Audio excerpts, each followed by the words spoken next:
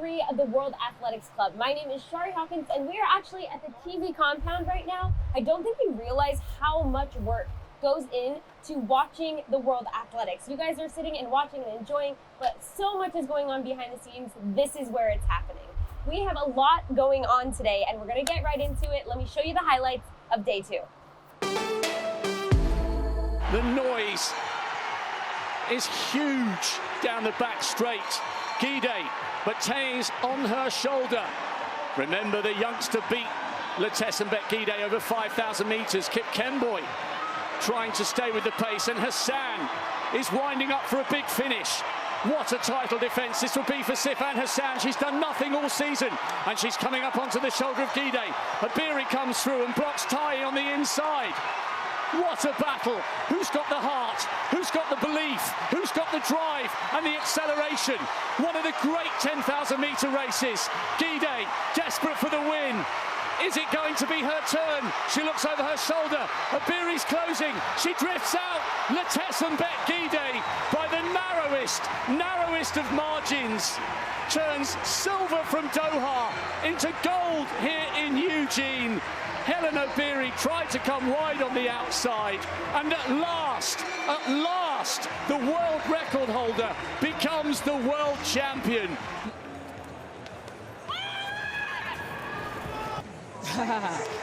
Oh, that is brilliant.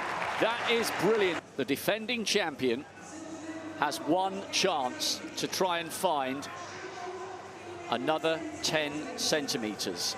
Is it to be another gold? Oh, it's good.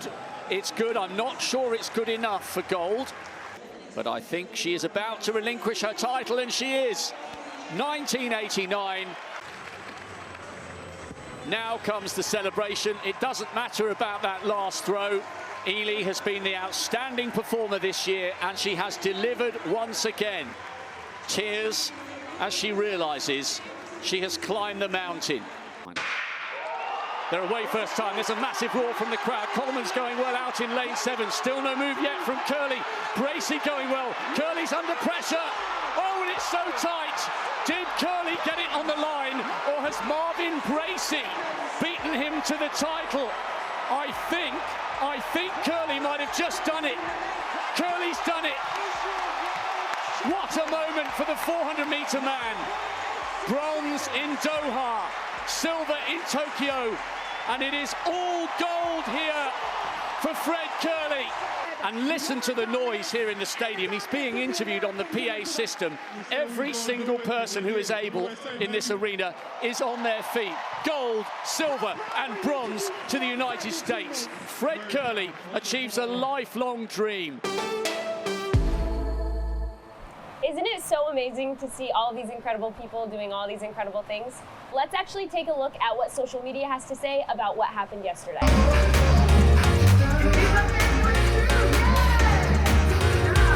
I'm a shot putter, man. Yeah.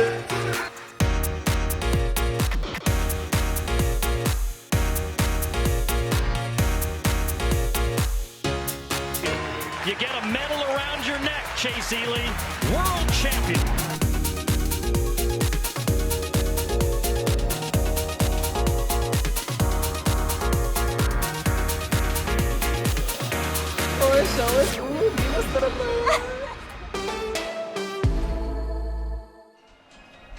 We get to know our athletes on the track every single day, but how well do we actually know them? This segment is one of my favorites because it's our opportunity to really dive into these athletes, and today we're talking Ryan Crouser.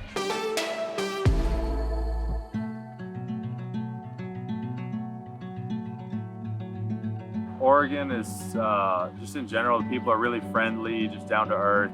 Where I grew up is big sports fans as well, and we don't have that big city monster franchise. They really love high school sports, really love the universities, University of Oregon and Oregon State, get a ton of love.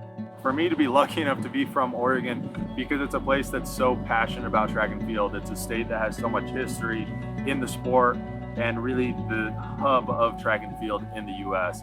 Every time I get to compete in Eugene, it feels like a homecoming. And so the fans are so passionate. and knowledgeable about the sport here that they appreciate all the events. I feel so honored and lucky to come back to Oregon and come back to Eugene for all of these big meets, because I've spent so much time on the road. I've lived all over the US at this point, so anytime I get to come back, it always feels like it's going to be good.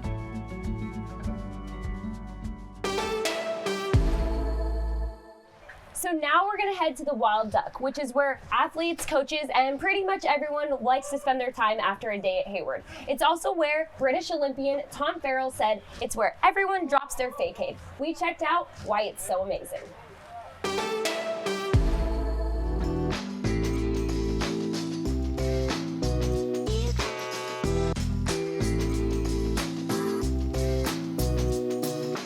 This place is usually packed full of anybody from competing athletes once they're done competing, to coaches, agents, huge fans of the sport, and you can guarantee to get plenty of drinks and some amazing track conversation with another bunch of track nerds that are always here. It's a great place to meet old coaches. I've met my old college coach in here before when he's finished at NCAAs at Hayward, so it's a great meeting place. I chose Eugene over home as it's probably the only place in the world, potentially, that you can get track memorabilia on the walls in restaurants and bars, and also a bar that is certainly here at this bar or any bar where you can't really go anywhere in the world and talk track to almost anyone who's in it. As far as the community aspect and the feel to Eugene, it's like no other. Yes, it's not the biggest city in the world to host a World Championship, but I guarantee you it's going to be one of the best World Championships and atmospheres and the feeling in the community there's ever been. It is now the time of our show where we get to meet one of our incredible legends. Today it's Joanna Hayes. She's a 100-meter sprint hurdler, a 2004 Olympian in Athens. Here is Joanna Hayes.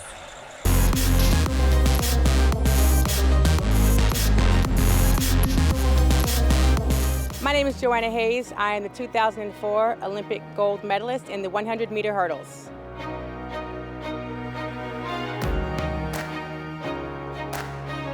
Competing for the USA is so fun. It's wonderful just to be able to represent your home country.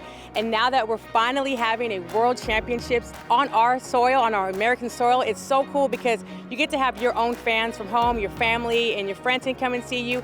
And it's just really an honor to be able to come here. And we don't have to travel as far, so that's really a perk as well.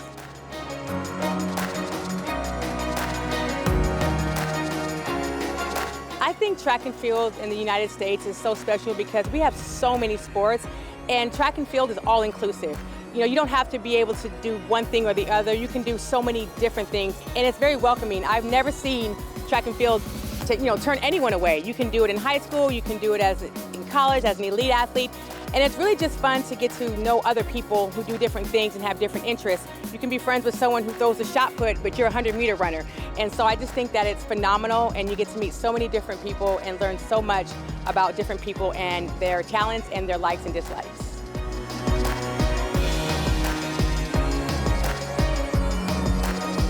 Hayward Field is magical, right? That's the magic of Hayward Field. When you come here, you just feel so warm and wonderful. The fans are always amazing. They cheer for you, they're screaming for you, they know who you are, they know your accomplishments, and they just want to be near you and they want to talk to you and take pictures with you.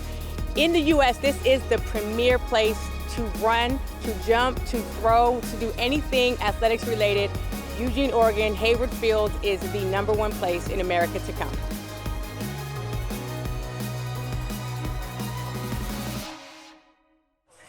So one of the most anticipated races that is coming up later today is the men's marathon. And we put together something that we think you need to know before it begins.